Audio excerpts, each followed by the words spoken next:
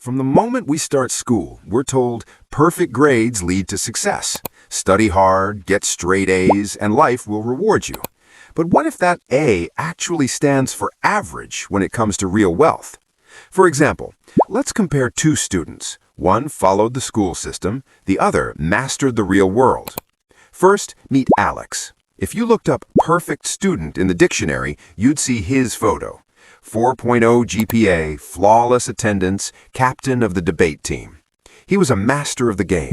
He memorized the formulas, followed the rules, and collected academic awards like they were nothing. His parents were beaming, his teachers were impressed, and his future seemed blindingly bright. He was on the fast track to the good life he was promised. Now let's meet Ben. Ben was, well, he was a B and C student. He passed his classes, did his homework, but he wasn't obsessed with his grades. While Alex spent his nights buried in calculus textbooks, Ben spent his in the garage, tinkering. He'd buy old, broken electronics, figure out how to fix them, and then flip them online. It wasn't some huge business, just a small side hustle. He was learning, but the most important lessons weren't on any test. Fast forward 10 years, and this is where the story gets interesting. Section 1. The Good Student's Reality. Alex did exactly what he was told to do. He went to a prestigious university, graduated with honors, and landed a respectable job at a major corporation. On paper, a total success, but behind the scenes, things looked very different. Alex was drowning. He'd racked up over $85,000 in student loans to get that fancy degree, and that number felt more like a life sentence than an investment. His good salary was instantly sliced and diced by taxes, rent in a city he could barely afford, and that mountain of debt. He was trapped in a cycle: work, earn, pay bills, and repeat. The freedom he thought his grades would buy him felt like a total lie. He was living paycheck to paycheck, a prisoner of his own responsible choices. He had mastered the art of being a perfect employee, punctual, diligent, and obedient, but he knew absolutely nothing about how money actually works. The school system had trained him to be a high-performing cog in a machine, not the owner of the machine itself. Section 2. The Side Hustle Student's Trajectory. So what about Ben, the so-called average student? That little side hustle flipping electronics taught him things Alex never saw in a classroom. He learned negotiation, trying to get the best price on broken goods.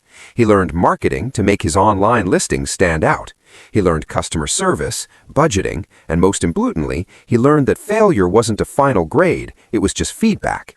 If an item didn't sell, he didn't get an F. He just learned what the market didn't want and adjusted. Ben skipped the expensive 4-year university. He took a few affordable online courses in digital marketing while slowly growing his business. That electronics flipping hobby evolved into a full-blown e-commerce store. He made mistakes and lost money on bad ideas for sure, but each failure was a lesson that cost him a few $100, not tens of thousands in debt. While Alex was learning to work for money, Ben was learning how to make money work for him. He wasn't just earning an income, he was building an asset. Section 3. The Great Divergence. 10 years after graduation, their paths couldn't be more different.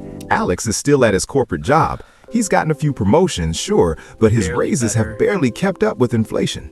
He's in his mid-30s, finally out of student debt, but has next to nothing in savings. He thinks about starting a family or buying a house, but the numbers just don't add up. He feels stuck and burned out. The system he trusted led him straight to a gilded cage. Ben, on the other hand, is financially free. His e-commerce business generates a 6-figure income, and a lot of it is automated. He learned to delegate, hiring people to run the day-to-day operations. He learned about passive income not from a textbook, but by actually building it. He took his profits and invested them. He owns his time. He's wealthy not just because of his bank account, but because he owns his life. So what happened here? Why did the A student end up stuck and the C student end up rich? It's because our traditional education system is often a trap when it comes to building wealth. Here's why. First, it teaches you to trade time for money. The entire structure is based on it. Show up, do the work, get the grade. This conditions you for a 9-to-5 job where you show up, do the work, and get a paycheck. Wealthy people don't just trade time for money, they build assets that generate money while they sleep.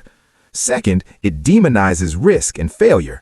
In school, getting an F feels catastrophic. You're trained to avoid mistakes at all costs. But in business and investing, failure is a prerequisite for success. It's just data. It's how you learn and improve. Students who are terrified of mistakes often become adults who are too scared to take the calculated risks needed to build real wealth.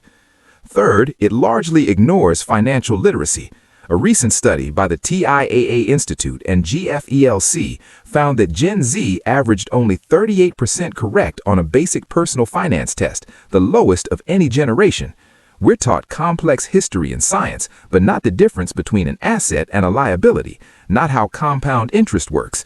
This isn't some conspiracy. The system is simply designed to create proficient employees, not savvy owners. Fourth, it promotes credentials over real-world skills. Alex focused on getting the diploma, believing the credential was the prize. Ben focused on acquiring skills, sales, marketing, problem-solving. In today's economy, a high-value skill can be far more valuable than a high GPA. While studies do show that a higher GPA often leads to a higher starting salary, the story of Alex and Ben highlights that a salary alone doesn't create wealth. This isn't saying school is useless. Education is valuable, and college graduates often earn much more over their lifetime. But the traditional system gives you an incomplete map. It teaches you how to be a passenger in the economy, not the driver. Real financial success comes from financial literacy, taking smart risks and creating value for others. Your real education begins after the diploma. If this story hits home for you, if you feel like the rule book you were given doesn't match the game you're actually playing, then hit that subscribe button. We're building a community that challenges old ideas about money, school, and what it really means to be successful. And I want to hear from you. Drop a comment below and share one skill school never taught you that has been crucial in your life. I'll be down in the comments reading and replying.